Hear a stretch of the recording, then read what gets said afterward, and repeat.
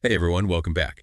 We're all about diving into the latest AI breakthroughs, and today, well, get ready because we're talking about AI that predicts the weather, like really predicts it. We've got IBM and NASA dropping some serious knowledge bombs in their new press release about this open source AI model they cooked up. And to help us unpack it all, we've also got this super cool guide to Hugging Face, which is where all the action's happening. So buckle up, let's get right into it. This IBM announcement, whoa, it's a lot. They teamed up with NASA, built an entirely open source AI, and it's all about weather and climate.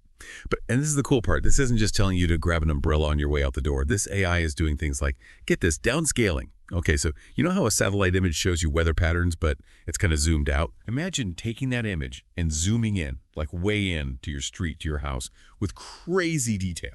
That's what this AI can do with weather data. It's like going from an old school map to Google Earth. That's a great way to put it. It's about taking broad data and making it locally relevant, incredibly precise. Right. And it gets even wilder. They designed this model to tackle something called gravity waves. Now, those are crazy hard to predict, but they affect everything. Cloud formation, those bumpy airplane rides, you name it. This AI is designed to finally crack the code on gravity waves. Oh, and did I mention they trained this thing on 40 years of data from NASA? 40 years. That's like feeding the AI a whole library of weather history. But here's the real kicker. This isn't locked away in some secret lab. It's available on this platform, Hugging Face. Kind of a funny name when you think about cutting-edge AI, right? Right. You don't quite picture a cuddly toy when you think of AI, but Hugging Face is a big deal in this space. And what's really groundbreaking here is that this model is open source. It's like IBM and NASA are saying, here, world, take this incredible weather predicting tool and run with it. Researchers can use it to make huge leaps in understanding our climate. Businesses could build hyper-local forecasting tools. The possibilities are kind of endless. And this goes back to that downscaling you were talking about. Imagine the potential. Farmers could get forecasts tailored to their fields, helping them plan for the unexpected. City planners could use this data to design infrastructure that can handle whatever climate change throws at it. We're talking about next level stuff here. So this isn't just about knowing when to grab a jacket.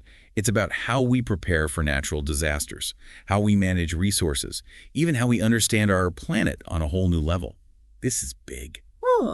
And speaking of Hugging Face, that brings us to our second source, the beginner's guide. I gotta admit, I was a little, apprehensive at first. AI, coding, it all seemed kind of intimidating. But this guide, surprisingly chill. Right. It's way more approachable than you'd expect. Totally. They even used, get this, a food analogy to explain how the code works. It's like they took something that could have been super complicated and made it, I don't know, fun. It's all about breaking down those barriers, right? Making AI feel less like, I don't know, something out of a sci-fi movie and more like a tool anyone can use. Exactly. And the guide actually walks you through how to use these AI models, even if you've never, coded a day in your life. And that's the beauty of Hugging Face. It's not just for the experts, it's for everyone. It's like this giant, or maybe not giant, but really cool library where anyone can browse these AI models, download them, even mess around and see what happens. Researchers sharing their work, developers collaborating, it's a whole community. So it's more than just a place to find AI models. It's like this whole AI ecosystem. Yeah. That's actually really cool. One thing I did find interesting in the guide was this term, instruction-tuned. They were talking about how some AI models can respond to prompts even if they weren't specifically designed for conversations. Is that like a thing? It's definitely a thing, and it's a big deal. Imagine you're teaching a dog a new trick, right? You're not changing the dog's fundamental nature, you're just showing it how to do something specific. Instruction tuning is kind of like that for AI. So instead of just throwing a ton of data at the AI and hoping for the best, you can actually tell it what to do, what to look for. Exactly. You can say, hey, AI, we need you to analyze this historical rainfall data and tell us what it means for future flood risks. Or look for patterns in this gravity wave data to help airplanes avoid turbulence. It's about making the AI work for us in very specific ways. Wow. Okay, so it's like having, I don't know, a team of superpowered weather analysts as your beck and call. That's incredible. And this ties directly back to the IBM model, right? Absolutely. Because it's on Hugging Face, researchers can take that already powerful AI that's been trained on decades of data and fine-tune it, make it even better at predicting specific things, solving specific problems. So we've gone from this crazy, powerful IBM weather AI to a platform that's like, hey, everyone come play with AI. It's a lot, you know? What really gets me is thinking about the future of weather forecasting. This AI is already doing amazing things. It really makes you wonder what's next, doesn't it? Right. Like, what happens as it keeps learning? Are we going to have AI meteorologists giving us the forecasts in, like, 5 years? It's not impossible. This tech has the potential to, rewrite the rules on how we understand weather and climate.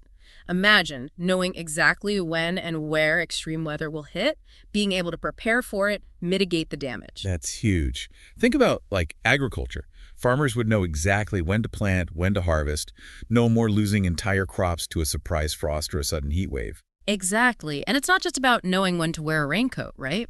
It's about designing cities that can handle the changing climate, improving air travel by predicting turbulence.